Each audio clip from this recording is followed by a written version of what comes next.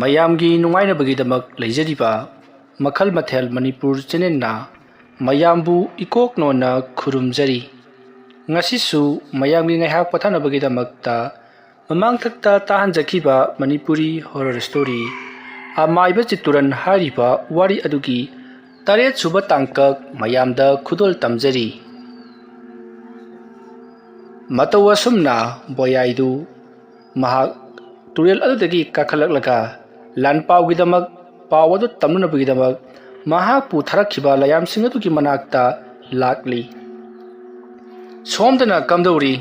ꯆꯤꯇꯨꯔꯟ ꯅꯣꯡꯁꯨ ꯉꯥꯟꯊꯣꯔꯛꯂꯒꯗꯕ ꯑꯗꯨꯗꯗꯤ ꯃꯁꯥꯗꯣ ꯄꯥꯈꯠꯄꯅ ꯂꯣꯏꯔꯤ꯫ ꯃꯇꯧ ꯀꯔꯝꯅ ꯕꯣꯌꯥꯏ ꯑꯁꯤꯕꯨ ꯀꯧꯊꯣꯛꯀꯗꯒꯦ ꯈꯜꯂꯨꯕꯗ ꯃꯍꯥꯛ ꯃꯊꯥ ꯌꯥꯝꯅ ꯁꯥꯔꯤ꯫ ꯀꯔꯤꯒꯨꯝꯕꯗ ꯕꯣꯌꯥꯏꯁꯦ ꯍꯟꯗꯛꯃꯨꯛꯀ ꯑꯃꯨꯛ ꯐꯥꯖꯤꯟꯈꯤꯕ ꯊꯣꯛꯂꯕꯗꯤ ꯃꯍꯥꯛ ꯂꯧꯊꯣꯛꯄ ꯉꯝꯂꯣꯏꯗꯧꯔꯤꯕꯅꯤ꯫ ꯃꯄꯥꯕꯨꯡꯁꯨ ꯃꯃꯥꯡꯊꯛꯇ ꯑꯁꯤꯒꯨꯝꯅ ꯊꯣꯛꯄ ꯉꯝꯗꯅ ꯑꯗꯨꯃꯛ ꯃꯍꯥꯛ ꯑꯁꯤꯒꯨꯝꯂꯕ ꯇꯥꯏꯕꯪ ꯑꯃꯗ ꯄꯟꯗꯨꯅ ꯂꯩꯈꯤꯕꯗꯒꯤ ꯊꯣꯛꯂꯛꯄ ꯉꯝꯗꯅ ꯑꯗꯨꯃꯛ ꯁꯤꯈ꯭ꯔꯤꯕꯅꯤ꯫ ꯑꯗꯨꯝꯅ ꯕꯣꯌꯥꯏꯁꯨ ꯊꯋꯥꯏ ꯃꯥꯡꯂꯕꯗꯤ ꯕꯣꯌꯥꯏꯒꯤ ꯃꯃꯥꯅ ꯆꯤꯇꯨꯔꯟꯕꯨ ꯑꯐꯕ ꯃꯤꯠꯌꯦꯡꯗꯤ ꯌꯦꯡꯂꯔꯣꯏ ꯍꯥꯏꯕꯁꯤ ꯆꯤꯇꯨꯔꯟꯅꯁꯨ ꯈꯪꯂꯤꯕꯅꯤ꯫ ꯃꯗꯨꯒꯤ ꯃꯇꯨꯡ ꯆꯤꯇꯨꯔꯟꯅ ꯀꯔꯤ ꯀꯔꯝ ꯇꯧꯔꯒ ꯕꯣꯌꯥꯏꯁꯤ ꯑꯃꯨꯛ ꯍꯜꯍꯜꯂꯛꯁꯤꯒꯦ ꯍꯥꯏꯗꯨꯅ ꯋꯥꯈꯜ ꯈꯜꯂꯤ꯫ ꯃꯍꯥꯛꯅ ꯇꯧꯕ ꯌꯥꯕ ꯃꯊꯪ ꯇꯧꯕ ꯍꯧꯔꯛꯂꯤ꯫ ꯁꯣꯝꯗꯅ ꯕꯣꯌꯥꯏ ꯀꯝꯗꯧꯔꯤ ꯂꯥꯌꯥꯝꯁꯤꯡ ꯑꯗꯨꯒꯤ ꯃꯅꯥꯛ ꯌꯧꯁꯤꯜꯂꯛꯂꯕꯗ ꯂꯥꯌꯥꯝꯁꯤꯡ ꯑꯗꯨꯗ ꯍꯥꯏꯔꯔꯤ, ꯅꯈꯣꯏꯅ ꯀꯔꯤꯒꯨꯝꯕꯗ ꯃꯐꯝ ꯑꯁꯤꯕꯨ ꯄꯨꯡꯉꯥꯟ ꯉꯥꯜꯍꯟꯕ ꯄꯥꯝꯕ ꯇꯥꯔꯒꯗꯤ ꯃꯀꯣꯛꯇ ꯃꯆꯤ ꯄꯥꯟꯕ ꯉꯥ ꯑꯗꯨꯅ ꯂꯥꯟꯒꯤꯗꯃꯛꯇ ꯂꯥꯟꯁꯤꯟꯅꯔꯛꯂꯤ꯫ ꯃꯥꯕꯨ ꯂꯥꯟꯗ ꯃꯥꯏ ꯄꯥꯛꯂꯕꯗꯤ ꯃꯍꯥꯛꯅ ꯃꯐꯝ ꯑꯁꯤꯒꯤ ꯃꯐꯝ ꯈꯨꯗꯤꯡꯃꯛꯇ ꯃꯝꯂꯤꯕꯁꯤ ꯉꯥꯜꯍꯟꯕꯤꯒꯦ ꯍꯥꯏꯔꯛꯏ ꯍꯥꯏꯗꯨꯅ ꯇꯝꯂꯤ꯫ ꯑꯗꯨꯝꯅ ꯍꯥꯏꯔꯤꯉꯩ ꯈꯪꯍꯧꯗꯅ ꯕꯣꯌꯥꯏꯗꯣ ꯃꯁꯥ ꯑꯗꯨ ꯀꯔꯤꯅꯣꯃ ꯇꯧꯕ ꯍꯧꯔꯛꯂꯤ꯫ ꯃꯁꯤꯗꯒꯤꯗꯤ ꯕꯣꯌꯥꯏ ꯃꯐꯝ ꯃꯗꯨꯃꯛꯀꯗ ꯃꯍꯥꯛꯀꯤ ꯃꯁꯥ ꯄꯨꯝꯅꯃꯛ ꯎꯠ ꯋꯥꯏꯒꯨꯝ ꯁꯨꯔꯨ ꯁꯨꯔꯨ ꯀꯤꯟꯊꯕ ꯍꯧꯔꯛꯈꯤ, ꯇꯨꯝꯕ ꯍꯧꯔꯛꯈꯤ꯫ ꯑꯗꯨꯒ ꯃꯍꯥꯛꯀꯤ ꯃꯁꯥꯗꯣ ꯇꯂꯪ ꯃꯔꯪ ꯑꯃꯗ ꯃꯥꯡꯈ꯭ꯔꯤ꯫ ꯑꯗꯨꯝꯅ ꯍꯦꯛ ꯃꯥꯡꯈꯤꯕꯒ ꯕꯣꯌꯥꯏ ꯃꯍꯥꯛ ꯃꯤꯀꯞ ꯈꯪꯊꯣꯛ ꯊꯣꯔꯛꯂꯤ, ꯁꯣꯔ ꯊꯕꯦꯠ ꯊꯕꯦꯠ ꯍꯣꯜꯂꯤꯕꯅꯤ꯫ ꯑꯗꯨꯝꯅ ꯇꯧꯔꯛꯄꯗꯨꯗ ꯆꯤꯇꯨꯔꯟ ꯂꯩꯃꯥꯏꯗ ꯋꯥꯈꯜ ꯃꯥꯡꯂꯒ ꯇꯥꯔꯒ ꯂꯩꯔꯝꯂꯤ꯫ ꯃꯗꯨ ꯎꯕꯗ ꯕꯣꯌꯥꯏ ꯍꯧꯒꯠꯂꯛꯇꯨꯅ ꯑꯃꯥꯏꯕ ꯆꯤꯇꯨꯔꯟꯒꯤ ꯃꯅꯥꯛꯇ ꯆꯦꯟꯁꯤꯟꯗꯨꯅ ꯑꯣꯖꯥ ꯑꯣꯖꯥ ꯍꯥꯏꯗꯨꯅ ꯀꯧꯔꯔꯤ꯫ ꯃꯇꯝ ꯑꯗꯨꯗ ꯆꯤꯇꯨꯔꯟ ꯇꯞꯅ ꯋꯥꯈꯜ ꯂꯥꯛꯂꯤ꯫ ꯃꯍꯥꯛꯁꯨ ꯍꯨꯃꯥꯡ ꯑꯅꯞꯄꯤ ꯀꯥꯡꯗꯨꯅ ꯂꯩꯔꯝꯂꯤꯕꯅꯤ꯫ ꯃꯇꯝ ꯑꯗꯨꯗ ꯕꯣꯌꯥꯏꯅ ꯀꯔꯤꯅꯣ ꯇꯧꯔꯝꯂꯤꯕ ꯑꯁꯤꯕꯣ ꯍꯥꯏꯗꯨꯅ ꯍꯪꯂꯨꯕꯗ ꯆꯤꯇꯨꯔꯟꯅ ꯍꯥꯏ, ꯅꯍꯥꯛꯅ ꯂꯥꯏꯔꯩꯕꯥꯛ ꯑꯗꯨꯗ ꯆꯠꯈ꯭ꯔꯒ ꯍꯜꯂꯛꯄ ꯉꯝꯗꯕꯗꯨꯗ ꯅꯍꯥꯛꯄꯨ ꯀꯧꯊꯣꯛꯅꯕ ꯍꯣꯠꯅꯕꯗ ꯑꯩ ꯏꯁꯥꯁꯤꯁꯨ ꯋꯥꯃꯟꯈ꯭ꯔꯗꯨꯅ ꯒ꯭ꯌꯥꯟ ꯉꯥꯎꯔꯨꯔ ꯃꯥꯜꯂꯤ꯫ ꯑꯗꯨꯝꯅ ꯍꯥꯏꯔꯛꯄꯗ ꯕꯣꯌꯥꯏꯅ ꯑꯣꯖꯥ, ꯑꯩ ꯂꯥꯏꯔꯩꯕꯥꯛꯇ ꯑꯃꯨꯛ ꯍꯟꯅ ꯆꯠꯇꯕ ꯌꯥꯗꯕꯅꯤ꯫ ꯑꯩ ꯍꯌꯦꯡꯒ ꯑꯃꯨꯛꯇꯪ ꯆꯠꯂꯨꯈꯤꯒꯦ꯫ ꯑꯁꯨꯝꯅ ꯍꯥꯏꯔꯛꯄꯗ ꯑꯃꯥꯏꯕ ꯆꯤꯇꯨꯔꯟꯅ ꯕꯣꯌꯥꯏ, ꯊꯕꯛ ꯑꯁꯤꯒꯤ ꯃꯇꯥꯡꯗ ꯅꯍꯥꯛ ꯑꯃꯨꯛ ꯍꯟꯅ ꯂꯥꯏꯔꯩꯕꯥꯛꯇ ꯆꯠꯄ ꯌꯥꯔꯔꯣꯏꯀꯣ꯫ ꯃꯐꯝ ꯑꯗꯣ ꯅꯍꯥꯛꯅꯁꯨ ꯍꯦꯟꯅ ꯈꯪꯂꯤꯕ ꯑꯗꯨꯅꯤ꯫ ꯌꯥꯝꯅ ꯈꯨꯗꯣꯡꯊꯤꯕ ꯃꯐꯝ ꯑꯃꯅꯤ꯫ ꯆꯪꯕꯨ ꯆꯪꯈ꯭ꯔꯕꯗꯤ ꯊꯣꯛꯂꯛꯄ ꯍꯦꯛꯇꯃꯛ ꯌꯥꯗꯕ ꯑꯗꯨꯒꯨꯝꯂꯕ ꯃꯐꯝ ꯑꯃꯅꯤ꯫ ꯅꯍꯥꯛꯀꯤ ꯄꯨꯟꯁꯤ ꯑꯗꯣ ꯃꯐꯝ ꯑꯗꯨꯗ ꯂꯣꯏꯔꯝꯂꯒꯗꯕꯅꯤ꯫ ꯑꯗꯨꯕꯨ ꯑꯩꯅ ꯌꯥꯝꯅ ꯀꯟꯅ ꯍꯣꯠꯅꯖꯕꯗꯒꯤ ꯑꯃꯗꯤ ꯅꯄꯥꯕꯨꯡꯒꯤ ꯍꯥꯛꯇꯛꯇ ꯑꯩꯅ ꯐꯪꯈꯤꯕ ꯂꯧꯁꯤꯡ ꯈꯔ ꯑꯩꯅ ꯂꯩꯖꯕꯗꯒꯤ ꯅꯪꯕꯨ ꯉꯁꯤ ꯀꯟꯕ ꯉꯝꯍꯧꯔꯤꯕꯅꯤ꯫ ꯃꯇꯨꯡꯗꯗꯤ ꯑꯁꯤꯒꯨꯝꯕ ꯊꯕꯛꯁꯦ ꯑꯃꯨꯛ ꯍꯟꯅ ꯇꯧꯔꯒꯨꯝꯁꯤꯀꯣ꯫ ꯑꯃꯥꯏꯕ ꯆꯤꯇꯨꯔꯟꯒꯤ ꯋꯥꯐꯝ ꯑꯗꯨ ꯇꯥꯕꯗ ꯕꯣꯌꯥꯏ ꯋꯥ ꯑꯃꯇ ꯉꯥꯡꯗꯦ, ꯇꯨꯃꯤꯟꯅ ꯃꯀꯣꯛ ꯅꯣꯟꯊꯔꯒ ꯂꯩ꯫ ꯃꯇꯝ ꯑꯗꯨꯗ ꯆꯤꯇꯨꯔꯟꯅ ꯌꯦꯡꯉꯨꯇꯨ, ꯅꯣꯡꯁꯨ ꯉꯥꯝꯐꯨꯝ ꯇꯧꯔꯛꯂꯤ꯫ ꯃꯇꯝ ꯑꯁꯤ ꯐꯥꯎꯕ ꯅꯍꯥꯛꯅ ꯑꯁꯨꯃꯛ ꯇꯨꯝꯗꯨꯅ ꯂꯩꯔꯝꯂꯕꯗꯤ ꯅꯍꯥꯛ ꯀꯔꯤ ꯑꯣꯏꯒꯅꯤ ꯈꯟꯗꯨꯅ ꯑꯃꯨꯛꯇꯪ ꯌꯦꯡꯂꯨꯅꯤ꯫ ꯑꯗꯨꯒꯤꯁꯨ ꯃꯊꯛꯇ ꯅꯍꯥꯛꯅ ꯀꯔꯤꯒꯨꯝꯕ ꯂꯩꯈꯤꯗ꯭ꯔꯕꯗꯤ ꯅꯍꯥꯛꯀꯤ ꯏꯃꯥꯅ ꯑꯩꯕꯨ ꯀꯔꯤꯅꯤ ꯍꯥꯏꯅ ꯈꯜꯂꯨꯒꯅꯤ? ꯃꯍꯥꯛꯀꯤ ꯃꯋꯥ ꯃꯆꯥꯕꯨ ꯍꯥꯠꯄ ꯉꯝꯕ ꯃꯤꯁꯛꯅꯤ ꯍꯥꯏꯗꯨꯅ ꯑꯩꯉꯣꯟꯗ ꯂꯃꯟ ꯈꯨꯝꯂꯛꯂꯣꯏꯗꯕꯒꯤ ꯃꯔꯝ ꯂꯩꯇꯦꯀꯣ꯫ ꯑꯗꯨꯕꯨ ꯑꯣꯖꯥ, ꯑꯩꯒꯤ ꯃꯕꯨꯡꯗꯨ ꯂꯧꯒꯗꯕ ꯈꯖꯤꯛꯇꯪ ꯉꯥꯏꯔꯕꯅꯤ꯫ ꯍꯥ, ꯑꯗꯨꯗꯤ ꯀꯝꯗꯧꯅ? ꯑꯗꯨꯝꯅ ꯆꯤꯇꯨꯔꯟꯅ ꯍꯪꯂꯛꯄ ꯑꯗꯨꯗ ꯕꯣꯌꯥꯏꯅ ꯃꯍꯥꯛꯅ ꯇꯧꯈ꯭ꯔꯤꯕꯁꯤꯡ ꯑꯗꯣ ꯂꯣꯏꯅꯃꯛ ꯋꯥꯔꯤ ꯂꯤꯔꯤ꯫ ꯑꯗꯨꯒ ꯃꯀꯣꯛꯇ ꯃꯆꯤ ꯄꯥꯟꯕ ꯉꯥ ꯑꯗꯣ ꯂꯝ ꯑꯗꯨꯗ ꯄꯤꯔꯕ ꯃꯇꯨꯡꯗ ꯃꯄꯥꯕꯨꯡ ꯁꯤꯟꯅꯒꯅꯤ ꯍꯥꯏꯔꯛꯏ ꯍꯥꯏꯗꯨꯅ ꯇꯝꯃꯤ꯫ ꯋꯥꯐꯝ ꯑꯗꯨ ꯇꯥꯕꯗ ꯆꯤꯇꯨꯔꯟꯅ ꯅꯍꯥꯛꯁꯦ ꯌꯥꯝꯅ ꯁꯤꯡꯕ꯭ꯔꯥ ꯍꯥꯏꯗꯨꯅ ꯈꯜꯂꯨꯕꯅꯤ, ꯑꯗꯨꯒ ꯈ꯭ꯋꯥꯏꯗꯒꯤ ꯄꯪꯕ ꯃꯤ ꯑꯃ ꯑꯣꯏꯗꯨꯅ ꯂꯩꯔꯝꯂꯦ ꯍꯥꯏꯗꯨꯅ ꯌꯥꯝꯅ ꯆꯩꯔꯤ꯫ ꯋꯥꯐꯝ ꯑꯗꯨ ꯇꯥꯕꯗ ꯕꯣꯌꯥꯏꯗꯤ ꯄꯨꯡꯉꯛ ꯉꯛꯈ꯭ꯔꯤ꯫ ꯀꯔꯤꯅꯣ ꯍꯥꯏꯔꯤꯕꯁꯤꯕꯨ ꯑꯣꯖꯥ ꯍꯥꯏꯗꯨꯅ Matam maduda Chituran harakli. Hai, apangba, na kalaga mutang yengo. Nasa magna, sauraba kom adugi surung manung disang lubata, masing jamlaba nga manbasing adu na nahaku pajin dura tam kibani. Hai badi, nahano tiriba nga do, nga mayam adugi kwaidagi makok ni, lairi pak adugi makok ningthaw oduna palibani. Ningthaw adugi dandi oina, mafam adubu mamhandura thamlibani. Ningthaw aduga lan suknaba hai basi, kaidunungda oiroi daba phamamani. Nahana khalibabu, nahana changluriba pham aduda leiramliba nga khujo kharaduna magi lanmi haina khali. Nangadi khangdriba. Tao. Akoibadudagi hendoktuna mafam khudimakta chauraba hingsa yai tamba malaba nga kaya ama leiribani. Hairiba nga singado mahaki maikaida lerektuna landarakadoribani. Adumna tauba thoklabadi chauraba nahana thajajariba nangi laimu singado arembada loinamak mangadoribani. Aduga nahaksu khallaga yengo karigumada napabung adu nangonda sinarakle haidana khallo. Napabunggi thawai mirel adu karaida hapkani. Haujikti napabunggi thawai mirel adu leirun chanbadi lairadana punamak loikrabani. Mahak hinglammi phawba kaunakhrabani. Masigumlaba matam masida napabungdu hingkatle haidana puthurakpada kanana mahakpu loinaringani tinanangani. Adu khara khalluko. Adumna hairakpada boyai hojikada wakhal tarakle. Mahada chatluribadu manglaknaba mangda tauba thabak amani haibasi mahak hojikada gyan tarakle. Masidagiti Amaiba Chituranna boyai da hairi. Aikhoi mioibana kaidaunungda hinglingagi matamda lairei pakta chatpa haibase oithoklaroi wafam amani. Adumna hairakbada boyaina aduti oja su chatpirudri. Ai su chatludri. Nangoda ngasi thokliba asigumna ai mamang thakta thokri. Adubu nangaigadi thodok manadi. Aigina yamna laiki. Adubu ai lairei pakti yobang ngamdana adumak halakkibani. Adubu nahakti mafam maduda yamna wana amana muglakna mayamgi sanafam oiduna napagi mahaki saktam lauduna nangbu kayada sanaramliba. Pare masigi matung tarakpadagiti nahak ana layeng layok tilokpa miyoisingpu fahanapagi oina lairoko. Adum na hairakpada boyai pare oja ai amuk chacharukigi hairamlaga nongsuba pung phana ngalabadudadi boyai do Amaiba Chiturangi yumdagi tholakhi. Boyai wakhal jaman nungaitana asum mayum lomda lakpada Amaiba Lokendro amuk thengnari. Lokendro na ai boyai si Amaiba Chiturangi yumdagi ga tholaini. Kari amuk taruriba jano ayuk angan basida. Hai boyai oja kaidore nangdi nasadu nung nungaitana uida Chituran ga kari hainaraklage nangbo. Oja ai kaisu hainarakida. Ai yumda hanjaragi. Hello. Angang ne haidana nangbu laknabirabro. Asumna Lokendro na karemnabagi mawongda nganglaga lehauribadu boyai hanna tasalludri. Mayum yaunaba paraparap adumak lakhi. Masigi matung boyai do mayum jorokpa adudadi mamado haraubuna loikri. Nahak tasengna lairi pakta chalurabra napabung thingrakpra haiduna hangi. Matam maduda boyaina hoi pabung do aiga thingrak I haiduna tammi adubu purakpadi yadre mahaki thawai adu puraklaga mahaki changpham kaidongpham leite. Maramaduna mahakte adumak thanamle haiduna boyaina khumli. Wafam madu tabada boyaigi mamado wakhal jaman nungai jaramde. Asumna tauduna matam madu haukri. Numit adugi numidangni Lokendro na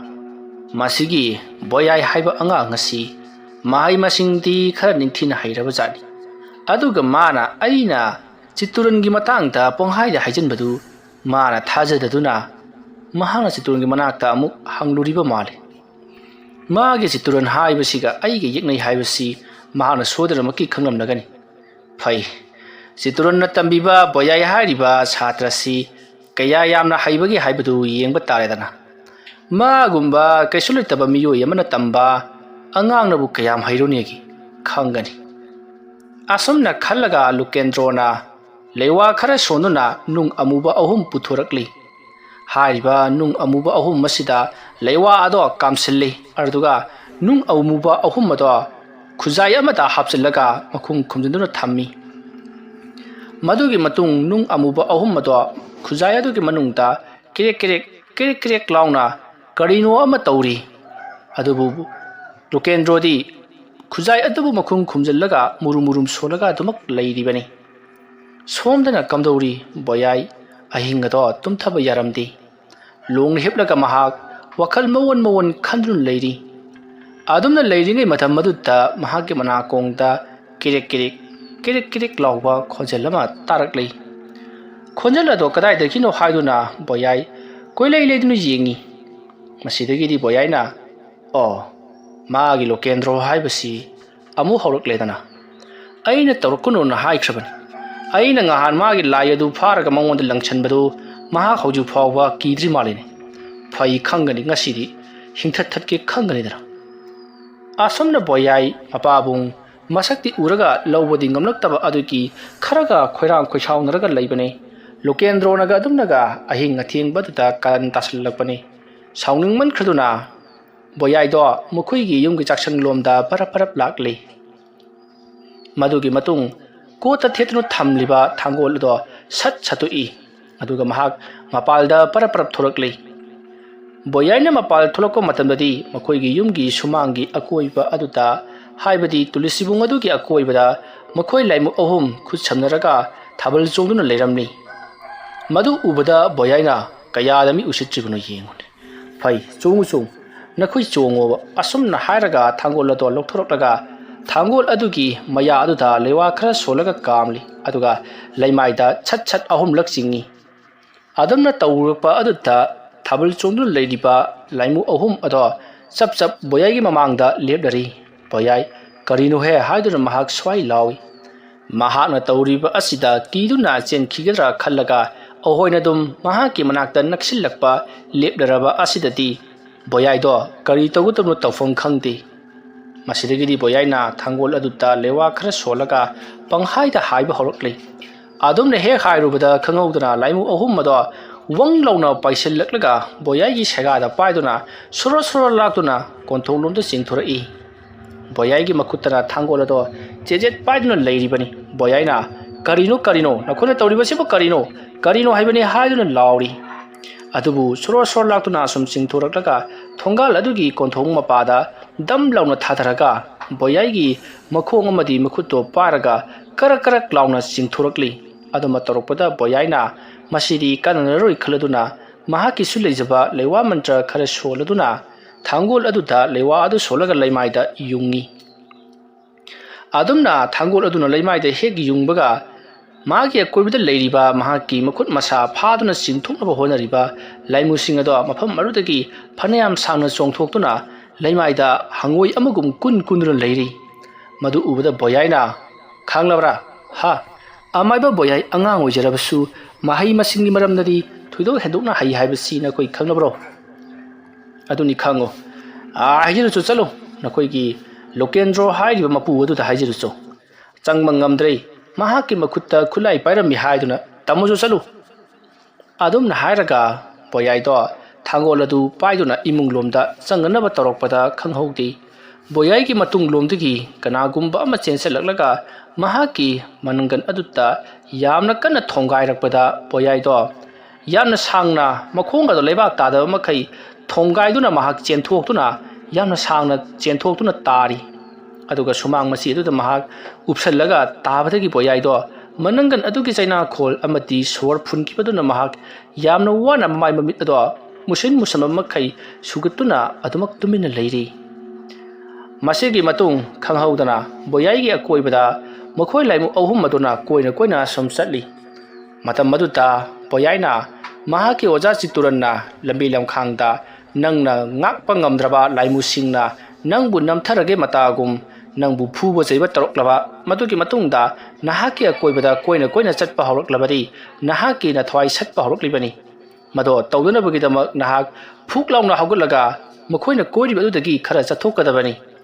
waraba suwana madum tahoudrabadi nahak khudakta sigani hairakibadu boyai khangning ningsinglakpadagi boyai wara suwana phuklauna sor phulusu phunna haugatlaga makhoi ahumna koiribadudagi khara hantoklaga mahak tasinrun leiri ꯑꯗꯨꯝꯅ ꯇꯧꯔꯛꯄꯗꯒꯤ ꯂꯥꯏꯃꯨ ꯑꯍꯨꯝ ꯑꯗꯣ ꯀꯔꯤ ꯇꯧꯔꯨꯕꯅꯣ ꯈꯪꯗꯦ ꯃꯐꯝ ꯑꯗꯨ ꯊꯥꯗꯣꯛꯇꯨꯅ ꯃꯥꯡꯈ꯭ꯔꯦ ꯕꯣꯌꯥꯏꯗꯣ ꯂꯩꯃꯥꯏꯗ ꯂꯣꯡꯈ꯭ꯔꯥꯛ ꯂꯣꯡꯅ ꯍꯤꯞꯂꯒ ꯑꯋꯥꯕꯗꯣ ꯈꯥꯡꯗꯨꯅ ꯂꯩꯔꯤ ꯑꯁꯨꯝꯅ ꯂꯩꯔꯤꯉꯩ ꯕꯣꯌꯥꯏꯒꯤ ꯃꯃꯥꯗꯨ ꯃꯩ ꯑꯃ ꯄꯥꯏꯔꯒ ꯃꯄꯥꯟꯗ ꯊꯣꯔꯛꯂꯤ ꯃꯇꯝ ꯑꯗꯨꯗ ꯕꯣꯌꯥꯏꯅ ꯊꯣꯡꯒꯥꯜ ꯑꯗꯨꯒꯤ ꯑꯁꯨꯝ ꯆꯪꯁꯜꯂꯛꯂꯒ ꯃꯈꯣꯏꯒꯤ ꯁꯨꯃꯥꯡ ꯃꯇꯣꯟꯗ ꯀꯔꯤꯅꯣꯃ ꯂꯦꯡ ꯆꯠꯂꯤꯕꯗꯣ ꯎꯕꯗꯒꯤ ꯕꯣꯌꯥꯏ ꯍꯥꯏꯗꯨꯅ ꯀꯧꯔꯛꯂꯤ ꯑꯗꯨꯝꯅ ꯀꯧꯔꯛꯄꯗꯨꯗ ꯕꯣꯌꯥꯏꯗꯣ ꯁꯣꯔ ꯏꯐꯨꯟ ꯐꯨꯟꯅ ꯈꯨꯝꯃꯤ ꯃꯁꯤꯗꯒꯤꯗꯤ ꯃꯃꯥꯗꯣ ꯄꯥꯈꯠꯅ ꯆꯦꯟꯁꯤꯜꯂꯛꯂꯤ ꯑꯗꯨꯗꯨꯒ ꯀꯔꯤꯅꯣ ꯏꯕꯨꯡꯉꯣ ꯅꯍꯥꯛꯅ ꯇꯧꯔꯝꯂꯤꯕꯁꯤꯕꯣ ꯍꯥꯏꯗꯨꯅ ꯍꯪꯉꯤ ꯕꯣꯌꯥꯏꯅ ꯏꯃꯥ ꯑꯩ ꯃꯅꯨꯡꯗ ꯑꯃꯨꯛꯇ ꯆꯪꯒꯦ ꯏꯁꯥꯁꯤ ꯌꯥꯝꯅ ꯋꯥꯔꯦ ꯍꯥꯏꯔꯛꯄꯗꯒꯤ ꯃꯃꯥꯗ ꯁꯧꯗꯨꯅ ꯏꯃꯨꯡꯂꯣꯝꯗ ꯆꯪꯃꯤꯟꯅꯔꯛꯂꯤ ꯃꯗꯨꯒꯤ ꯃꯇꯨꯡ ꯕꯣꯌꯥꯏ ꯐꯃꯨꯡꯗ ꯅꯤꯡꯊꯤꯅ ꯍꯤꯞꯊꯔꯤ ꯃꯇꯝ ꯑꯗꯨꯗ ꯕꯣꯌꯥꯏꯒꯤ ꯃꯃꯥꯅ ꯀꯔꯤ ꯀꯔꯝ ꯇꯧꯔꯤꯕꯅꯣ ꯍꯥꯏꯗꯨꯅ ꯍꯪꯉꯤ ꯃꯇꯝ ꯑꯗꯨꯗ ꯕꯣꯌꯥꯏꯅ ꯑꯃꯥꯏꯕ ꯂꯣꯀꯦꯟꯗ꯭ꯔꯣꯅ ꯊꯥꯔꯛꯄ ꯂꯥꯏꯃꯨ ꯑꯍꯨꯝ ꯑꯗꯨꯅ ꯉꯁꯤꯗꯤ ꯑꯩꯕꯨ ꯐꯖꯅ ꯂꯥꯛꯅꯈ꯭ꯔꯦ ꯏꯃꯥ ꯁꯤꯕ ꯃꯆꯦꯠ ꯈꯥꯡꯅ ꯑꯩꯕꯨ ꯐꯨꯔꯝꯂꯤꯕꯅꯤ ꯍꯥꯏꯗꯨꯅ ꯇꯝꯃꯤ ꯋꯥꯐꯝ ꯑꯗꯨ ꯇꯥꯕꯗ ꯕꯣꯌꯥꯏꯒꯤ ꯃꯃꯥꯅ ꯑꯣ ꯂꯣꯀꯦꯟꯗ꯭ꯔꯣ ꯍꯥꯏꯕ ꯑꯗꯨꯝꯅ ꯍꯥꯏꯔꯛꯄꯗ ꯕꯣꯌꯥꯏꯅ ꯏꯃꯥ ꯂꯣꯀꯦꯟꯗ꯭ꯔꯣ ꯈꯪꯕ꯭ꯔꯣ ꯍꯥꯏ ꯀꯔꯤꯒꯤ ꯈꯪꯗꯅꯤ ꯏꯔꯩꯀꯥꯏꯗ ꯂꯩꯔꯒ ꯑꯗꯨꯝꯅ ꯍꯥꯏꯔꯛꯄꯗ ꯕꯣꯌꯥꯏꯅ ꯂꯩꯀꯥꯏ ꯑꯃꯗ ꯂꯩꯕ ꯃꯤ ꯑꯃꯗ ꯈꯪꯕꯗꯨ ꯅꯠꯇꯕ ꯑꯇꯣꯞꯄ ꯃꯑꯣꯡ ꯑꯃꯗ ꯈꯪꯕ ꯃꯥꯜꯂꯤ ꯍꯥꯏꯔꯛꯄꯗ ꯕꯣꯌꯥꯏꯒꯤ ꯃꯃꯥꯅ ꯍꯣꯏ ꯋꯥꯔꯤ ꯑꯃꯗꯤ ꯂꯩꯕꯖꯥꯠꯅꯤ ꯍꯥꯏꯗꯨꯅ ꯋꯥꯔꯤ ꯑꯗꯣ ꯂꯤꯕ ꯍꯧꯔꯛꯈꯤ ꯕꯣꯌꯥꯏꯒꯤ ꯃꯃꯥ ꯍꯣꯏꯅ ꯂꯩꯁꯥꯔꯤꯉꯩ ꯕꯣꯌꯥꯏꯒꯤ ꯃꯄꯥ ꯍꯣꯏꯅ ꯄꯥꯈꯪ ꯑꯣꯏꯔꯤꯉꯩ ꯃꯇꯝꯗ ꯂꯣꯀꯦꯟꯗ꯭ꯔꯣꯒ ꯃꯈꯣꯏꯒꯁꯦ ꯌꯥꯅꯔꯛꯇꯤ ꯑꯃ ꯅꯠꯇ꯭ꯔꯒ ꯑꯃꯗꯒꯤ ꯍꯦꯛꯇꯃꯛ ꯈꯟꯅ ꯆꯩꯅꯕ ꯊꯣꯛꯄ ꯐꯨꯅꯕ ꯑꯗꯨꯃꯛ ꯇꯧꯗꯨꯅ ꯂꯥꯛꯂꯤꯕꯅꯤ ꯅꯣꯡꯃꯗꯤ ꯕꯣꯌꯥꯏꯒꯤ ꯃꯄꯥꯕꯨꯡꯅ ꯂꯣꯀꯦꯟꯗ꯭ꯔꯣꯕꯨ ꯃꯌꯥꯝ ꯃꯃꯥꯡꯗ ꯌꯥꯝꯅ ꯇꯝꯊꯤꯅ ꯐꯨꯈꯤ ꯃꯗꯨꯗꯤ ꯃꯈꯣꯏꯒꯤ ꯂꯩꯔꯤꯕ ꯂꯣꯀꯦꯟꯗ꯭ꯔꯣ ꯍꯣꯏꯒꯤ ꯀꯥꯡꯕꯨ ꯑꯗꯨꯒ ꯕꯣꯌꯥꯏ ꯍꯣꯏꯒꯤ ꯃꯄꯥꯒꯤ ꯀꯥꯡꯕꯨ ꯑꯗꯨꯒ ꯌꯥꯁꯟꯅꯕ ꯑꯃ ꯄꯣꯔꯛꯈꯤ ꯃꯗꯨꯗꯤ ꯃꯈꯣꯏ ꯂꯩꯔꯤꯕꯁꯤꯡ ꯑꯁꯤꯒꯤ ꯃꯔꯛꯇ ꯉꯥꯏꯍꯥꯛ ꯂꯩꯇ ꯑꯃꯅ ꯑꯃꯗ ꯂꯃꯟ ꯈꯨꯝꯃꯗꯨꯅ ꯎꯅꯕ ꯈꯨꯗꯤꯡ ꯐꯨꯅꯗꯨꯅ ꯑꯗꯨꯃꯛ ꯂꯩꯔꯤ ꯑꯩꯈꯣꯏ ꯑꯃꯨꯛꯇꯪꯗꯤ ꯑꯃꯃꯝꯇꯪ ꯈꯥꯏꯗꯣꯛꯅꯔꯒ ꯐꯨꯅꯁꯤ ꯅꯈꯣꯏꯒꯤ ꯃꯔꯛꯇꯒꯤꯁꯨ ꯈ꯭ꯋꯥꯏꯗꯒꯤ ꯐꯨꯅꯕ ꯍꯩꯔꯩ ꯍꯩꯊꯣꯏ ꯁꯤꯡꯊꯣꯏꯔꯤ ꯈꯪꯕ ꯃꯤꯑꯣꯏ ꯑꯃ ꯊꯥꯗꯣꯔꯛꯂꯣ ꯑꯗꯨꯒ ꯑꯩꯈꯣꯏꯗꯒꯤꯁꯨ ꯈ꯭ꯋꯥꯏꯗꯒꯤ ꯍꯩꯊꯣꯏ ꯁꯤꯡꯊꯣꯏꯔꯕ ꯐꯨꯅꯕ ꯍꯩꯕ ꯃꯤꯑꯣꯏ ꯑꯃ ꯊꯥꯗꯣꯔꯛꯂꯒꯤ ꯃꯈꯣꯏ ꯑꯅꯤꯁꯦ ꯐꯨꯅꯍꯜꯂꯁꯤ ꯑꯗꯨꯒꯤ ꯃꯇꯨꯡꯗ ꯉꯥꯡꯉꯝꯕ ꯑꯗꯨꯅ ꯃꯥꯏ ꯄꯥꯛꯄ ꯁꯛꯅꯔꯁꯤ ꯑꯁꯨꯝꯅ ꯍꯥꯏꯅꯔꯕ ꯃꯇꯨꯡꯗ ꯕꯣꯌꯥꯏꯒꯤ ꯃꯄꯥꯕꯨꯡꯒ ꯂꯣꯀꯦꯟꯗ꯭ꯔꯣꯒ ꯃꯈꯣꯏ ꯑꯅꯤ ꯊꯣꯛꯂꯛꯈꯤ ꯂꯣꯀꯦꯟꯗ꯭ꯔꯣ ꯃꯇꯝ ꯑꯗꯨꯗ ꯃꯍꯥꯛ ꯊꯥꯡ ꯇꯥ ꯇꯝꯕꯅ ꯃꯤ ꯌꯥꯝꯅ ꯐꯨꯅꯅꯤꯡꯕ ꯑꯃꯗꯤ ꯃꯍꯥꯛꯅ ꯍꯩꯔꯤꯕ ꯃꯍꯩ ꯑꯗꯣ ꯃꯌꯥꯝ ꯃꯃꯥꯡꯗ ꯌꯥꯝꯅ ꯎꯠꯅꯤꯡꯕ ꯃꯇꯝꯅꯤ ꯑꯗꯨꯒ ꯕꯣꯌꯥꯏꯒꯤ ꯃꯄꯥꯁꯨ ꯑꯗꯨꯃꯉꯥꯏ ꯃꯍꯥꯛꯁꯨ ꯁꯥꯟꯅ ꯈꯣꯠꯅꯕ ꯐꯨꯅꯕꯒꯤ ꯃꯔꯝꯗꯗꯤ ꯌꯥꯝꯅ ꯄꯥꯝꯕ ꯇꯝꯕꯕꯨꯗꯤ ꯇꯝꯂꯨꯗ꯭ꯔꯒꯁꯨ ꯃꯁꯥꯒꯤ ꯑꯣꯏꯅ ꯁꯔꯤꯠ ꯁꯔꯥꯛ ꯈꯔ ꯍꯩꯖꯕ ꯃꯤꯁꯛꯅꯤ ꯃꯄꯥꯡꯒꯜ ꯀꯟꯕꯗꯤ ꯕꯣꯌꯥꯏꯒꯤ ꯃꯄꯥꯅ ꯍꯦꯜꯂꯤꯕꯅꯤ ꯃꯗꯨꯒꯤ ꯃꯇꯨꯡ ꯍꯥꯏꯅꯈꯤꯕꯒꯤ ꯃꯇꯨꯡꯏꯟꯅ ꯂꯣꯀꯦꯟꯗ꯭ꯔꯣ ꯑꯃꯗꯤ ꯕꯣꯌꯥꯏꯒꯤ ꯃꯄꯥ ꯃꯈꯣꯏ ꯑꯅꯤꯗꯣ ꯌꯥꯝꯅ ꯀꯟꯅ ꯐꯨꯅꯔꯛꯈꯤ ꯕꯣꯌꯥꯏꯒꯤ ꯃꯄꯥꯒꯤ ꯑꯃꯨꯛꯀꯤ ꯀꯤꯟꯒꯤ ꯈꯨꯊꯤꯟꯗ ꯂꯣꯀꯦꯟꯗ꯭ꯔꯣ ꯅꯈꯥꯡ ꯀꯥꯏꯗꯨꯅ ꯅꯥꯍꯤ ꯇꯥꯔꯤꯕꯅꯤ ꯂꯣꯀꯦꯟꯗ꯭ꯔꯣ ꯁꯣꯛꯄ ꯌꯥꯕ ꯁꯣꯛꯂꯤ ꯑꯗꯨ ꯐꯥꯎꯕ ꯃꯍꯥꯛ ꯍꯟꯕ ꯀꯧꯕ ꯂꯩꯇꯦ ꯑꯗꯨꯃꯛ ꯐꯨꯅꯔꯤ ꯃꯌꯥꯝꯁꯨ ꯈꯪꯗꯣꯛꯂꯣꯏ ꯍꯥꯏꯗꯨꯅ ꯈꯪꯗꯣꯛꯇꯦ ꯑꯣꯝꯁꯤꯟꯗꯨꯅ ꯌꯦꯟꯕꯥ ꯂꯥꯕ ꯑꯅꯤ ꯀꯥꯎꯊꯠꯅꯔꯒ ꯃꯌꯥꯝ ꯀꯣꯏꯁꯤꯟꯗꯨꯅ ꯌꯦꯡꯕꯒꯨꯝ ꯌꯦꯡꯂꯤꯕꯅꯤ ꯑꯗꯨꯒꯤ ꯃꯇꯨꯡ ꯕꯣꯌꯥꯏꯅ ꯂꯣꯀꯦꯟꯗ꯭ꯔꯣꯕꯨ ꯐꯨꯕ ꯍꯦꯟꯃꯟꯕꯗꯒꯤ ꯋꯥꯈꯜ ꯃꯥꯡꯗꯨꯅ ꯇꯥꯈ꯭ꯔꯦ ꯃꯁꯤꯗꯒꯤꯗꯤ ꯂꯣꯀꯦꯟꯗ꯭ꯔꯣ ꯏꯀꯥꯏꯕꯅꯁꯨ ꯂꯣꯏꯔꯕꯅꯤ ꯆꯩꯅꯥꯈꯣꯜꯁꯨ ꯐꯪꯕ ꯂꯣꯀꯦꯟꯗ꯭ꯔꯣꯅ ꯒ꯭ꯌꯥꯟ ꯇꯥꯔꯛꯂꯕ ꯃꯇꯨꯡꯗꯒꯤꯗꯤ ꯃꯍꯥꯛꯀꯤ ꯍꯦꯛ ꯃꯃꯥꯡꯃꯛꯇꯗ ꯂꯥꯎꯊꯣꯛꯈꯤ ꯕꯣꯌꯥꯏꯒꯤ ꯃꯄꯥꯕꯨꯡ ꯑꯗꯨꯅ ꯉꯝꯂꯕꯅꯤꯅ ꯍꯧꯖꯤꯛꯇꯤ ꯃꯈꯣꯏꯒꯤ ꯀꯥꯡꯕꯨꯅ ꯂꯩꯔꯤꯕ ꯂꯣꯀꯦꯟꯗ꯭ꯔꯣ ꯍꯣꯏꯒꯤ ꯀꯥꯡꯕꯨ ꯑꯁꯦ ꯃꯈꯣꯏꯒꯤ ꯌꯥꯊꯪꯒꯤ ꯃꯇꯨꯡꯏꯟꯅ ꯊꯕꯛ ꯇꯧꯒꯗꯕꯅꯤ ꯃꯈꯣꯏꯗ ꯈꯨꯠ ꯊꯥꯕ ꯌꯥꯔꯣꯏ ꯍꯥꯏꯗꯨꯅ ꯃꯈꯣꯏꯒꯤ ꯃꯈꯥꯗ ꯊꯝꯈꯤ ꯑꯗꯨꯗꯁꯨ ꯅꯠꯇꯅ ꯕꯣꯌꯥꯏꯒꯤ ꯃꯄꯥꯕꯨꯡꯅ ꯂꯣꯀꯦꯟꯗ꯭ꯔꯣꯗ ꯅꯍꯩꯗꯤ ꯍꯩꯇꯅ ꯃꯤꯉꯣꯟꯗ ꯈꯟꯅꯕ ꯍꯧꯒꯅꯨ ꯅꯍꯩ ꯑꯗꯨꯒ ꯊꯥꯡ ꯇꯥꯒꯁꯨ ꯇꯝꯂꯤ ꯍꯥꯏꯗꯨꯅ ꯀꯔꯦꯝꯅꯗꯨꯅ ꯋꯥ ꯀꯌꯥ ꯑꯃ ꯍꯥꯏꯈꯤꯕꯅꯤ ꯌꯦꯛꯅꯔꯕꯅꯤꯅ ꯑꯗꯨꯝꯅ ꯃꯈꯣꯏ ꯏꯀꯥꯏꯕ ꯄꯤꯅꯔꯕ ꯃꯇꯨꯡꯗ ꯃꯌꯨꯝꯗ ꯍꯟꯅꯈ꯭ꯔꯕ ꯃꯇꯨꯡ ꯕꯣꯌꯥꯏꯒꯤ ꯃꯄꯥꯕꯨꯡꯕꯨ ꯃꯇꯧ ꯀꯔꯝꯅ ꯃꯥꯏꯊꯤꯕ ꯄꯤꯁꯤꯒꯦ ꯃꯥꯕꯨ ꯃꯇꯧ ꯀꯔꯝꯅ ꯂꯣꯏꯁꯤꯟꯁꯤꯒꯦ ꯍꯥꯏꯗꯨꯅ ꯈꯟꯗꯨꯅꯇ ꯂꯩꯈꯤꯕꯅꯤ ꯑꯁꯨꯝꯅ ꯈꯟꯕ ꯌꯥꯕ ꯈꯜꯂꯕꯒꯤ ꯃꯇꯨꯡ ꯄꯥꯡꯒꯜꯅꯗꯤ ꯃꯥꯕꯨ ꯂꯣꯏꯁꯤꯟꯕ ꯌꯥꯔꯔꯣꯏ ꯈꯜꯂꯗꯨꯅ ꯂꯩꯋꯥ ꯃꯟꯇ꯭ꯔ ꯊꯥꯖꯟꯗꯨꯅ ꯍꯤꯀꯥꯞ ꯇꯦꯡꯀꯥꯞꯅ ꯃꯍꯥꯛꯀꯤ ꯄꯨꯟꯁꯤ ꯂꯣꯏꯍꯜꯂꯒꯦ ꯈꯟꯗꯨꯅ ꯃꯥꯏꯕ ꯇꯝꯈꯤꯕꯅꯤ ꯑꯗꯨꯒꯗꯤ ꯃꯍꯥꯛꯀ ꯃꯥꯏꯕ ꯇꯝꯃꯤꯟꯅꯔꯨꯔꯤꯕ ꯆꯤꯇꯨꯔꯟ ꯕꯣꯌꯥꯏꯒꯤ ꯃꯤꯆꯪ ꯑꯣꯏꯔꯝꯕꯗꯒꯤ ꯃꯍꯥꯛꯅ ꯁꯥꯎꯁꯤꯟꯅꯗꯨꯅ ꯆꯤꯇꯨꯔꯟꯗꯒꯤ ꯊꯥꯞꯅ ꯂꯩꯈꯤꯕꯅꯤ ꯃꯗꯨꯒꯤ ꯃꯇꯨꯡꯗ ꯕꯣꯌꯥꯏꯒꯤ ꯃꯄꯥꯕꯨꯡꯅꯁꯨ ꯂꯣꯀꯦꯟꯗ꯭ꯔꯣꯅ ꯑꯗꯨꯒꯨꯝꯕ ꯊꯕꯛ ꯑꯃ ꯇꯧꯔꯛꯀꯗꯣꯔꯦ ꯍꯥꯏꯕ ꯈꯪꯕꯗꯒꯤ ꯃꯍꯥꯛꯀꯤ ꯃꯃꯥꯟꯅꯕ ꯆꯤꯇꯨꯔꯟꯒꯤ ꯃꯅꯥꯛꯇ ꯂꯥꯛꯇꯨꯅ ꯃꯗꯨꯒꯤ ꯃꯇꯥꯡꯗ ꯋꯥ ꯇꯥꯟꯅꯈꯤꯕꯅꯤ ꯑꯗꯨꯅꯅꯤ ꯆꯤꯇꯨꯔꯟꯒ ꯕꯣꯌꯥꯏꯒꯤ ꯃꯄꯥꯕꯨꯡꯒ ꯌꯥꯝꯅ ꯂꯨꯅ ꯇꯤꯟꯅꯔꯝꯂꯤꯕ ꯑꯃꯗꯤ ꯆꯤꯇꯨꯔꯟꯒ ꯂꯣꯀꯦꯟꯗ꯭ꯔꯣꯒ ꯌꯥꯅꯗ꯭ꯔꯤꯕ ꯑꯗꯨꯒ ꯕꯣꯌꯥꯏꯒꯤ ꯃꯄꯥꯕꯨꯡꯒ ꯂꯣꯀꯦꯟꯗ꯭ꯔꯣꯒ ꯌꯥꯅꯗ꯭ꯔꯤꯕ ꯑꯗꯨꯒ ꯂꯣꯀꯦꯟꯗ꯭ꯔꯣꯅ ꯑꯇꯝꯅꯅ ꯕꯣꯌꯥꯏꯗ ꯑꯁꯤꯒꯨꯝꯂꯕ ꯊꯕꯛꯁꯤꯡ ꯍꯟꯖꯤꯟ ꯍꯟꯖꯤꯟ ꯇꯧꯔꯛꯂꯤꯕꯁꯤꯡ ꯑꯁꯤꯒꯤ ꯃꯔꯝꯁꯤꯡ ꯃꯌꯥꯝ ꯑꯃ ꯂꯩ ꯍꯥꯏꯗꯨꯅ ꯕꯣꯌꯥꯏꯒꯤ ꯃꯃꯥꯅ ꯋꯥꯐꯝꯁꯤꯡ ꯑꯗꯣ ꯂꯣꯏꯅꯃꯛ ꯍꯥꯏꯔꯛꯂꯤ ꯋꯥꯐꯝ ꯄꯨꯝꯅꯃꯛ ꯈꯪꯂꯕꯗ ꯕꯣꯌꯥꯏꯅ ꯑꯣ ꯑꯩꯒꯤ ꯏꯄꯥ ꯍꯥꯠꯂꯤꯕꯁꯤꯗꯤ ꯂꯣꯀꯦꯟꯗ꯭ꯔꯣ ꯅꯪꯅ ꯑꯣꯏꯔꯦꯀꯣ ꯐꯩ ꯈꯪꯒꯅꯤ ꯑꯗꯨ ꯑꯣꯏꯔꯕꯗꯤ ꯑꯩꯒꯤ ꯏꯄꯥꯒꯤ ꯂꯃꯟꯁꯤꯡꯗꯨꯅꯗꯤ ꯈꯛꯇꯣꯛꯂꯣꯏ ꯑꯗꯨꯝꯅ ꯍꯥꯏꯔꯛꯄꯗ ꯕꯣꯌꯥꯏꯒꯤ ꯃꯃꯥꯅ ꯅꯠꯇꯦ ꯏꯕꯨꯡꯉꯣ ꯃꯗꯨꯒꯤ ꯋꯥꯈꯜꯗꯣ ꯈꯟꯕ ꯌꯥꯗꯦ ꯑꯩꯒꯤꯗꯤ ꯅꯇꯣꯝꯇꯅꯤ ꯍꯧꯈ꯭ꯔꯕꯗꯤ ꯍꯧꯈ꯭ꯔꯦ ꯂꯣꯏꯈ꯭ꯔꯕꯗꯤ ꯂꯣꯏꯈ꯭ꯔꯦ ꯄꯨꯝꯅꯃꯛ ꯑꯁꯤꯕ ꯃꯆꯥ ꯉꯥꯛꯇꯅꯤ ꯂꯣꯀꯦꯟꯗ꯭ꯔꯣ ꯍꯥꯏꯕꯗꯣ ꯃꯍꯥꯛꯁꯨ ꯅꯣꯡꯃꯇ꯭ꯔꯒ ꯅꯣꯡꯃꯗꯤ ꯁꯤꯔꯒꯗꯕꯅꯤ ꯍꯥꯏꯗꯨꯅ ꯍꯥꯏꯔꯛꯄꯗ ꯕꯣꯌꯥꯏꯅ ꯑꯗꯨ ꯑꯣꯏꯔꯕꯁꯨ ꯌꯥꯔꯣꯏ ꯍꯥꯏꯗꯨꯅ ꯌꯥꯝꯅ ꯁꯥꯎꯅ ꯃꯍꯥꯛꯀꯤ ꯐꯃꯨꯡ ꯑꯗꯨꯗ ꯐꯩꯖꯨꯞ ꯆꯤꯡꯈꯠꯇꯨꯅ ꯇꯨꯃꯤꯟꯅ ꯂꯩꯈꯤ ꯃꯁꯤꯗꯒꯤꯗꯤ ꯕꯣꯌꯥꯏꯒꯤ ꯃꯃꯥꯁꯨ ꯍꯥꯏ ꯑꯗꯨꯒꯨꯝꯕ ꯊꯕꯛ ꯇꯧꯒꯅꯨꯀꯣ ꯍꯥꯏꯗꯨꯅ ꯍꯥꯏꯔꯝꯂꯒ ꯃꯍꯥꯛꯁꯨ ꯃꯥꯒꯤ ꯀꯥꯗ ꯆꯠꯈꯤ ꯋꯥꯔꯤ ꯑꯁꯤꯒꯤ 7ꯁꯨꯕ ꯇꯥꯡꯀꯛ ꯃꯇꯥꯡ ꯑꯁꯤꯗ ꯂꯣꯏꯁꯤꯟꯖꯔꯤ ꯃꯊꯪꯒꯤ ꯇꯥꯡꯀꯛꯁꯤꯡꯗ ꯀꯔꯤ ꯀꯝꯗꯧꯔꯛꯄꯒꯦ ꯍꯥꯏꯕꯗꯨ ꯃꯌꯥꯝ ꯄꯨꯟꯅ ꯑꯃꯨꯛ ꯉꯥꯏꯃꯤꯟꯅꯔꯁꯤ ꯄꯨꯝꯅꯃꯛꯄꯨ ꯑꯔꯣꯏꯕꯗ ꯑꯃꯨꯛꯀ ꯍꯟꯅ ꯈꯨꯔꯨꯝꯖꯔꯤ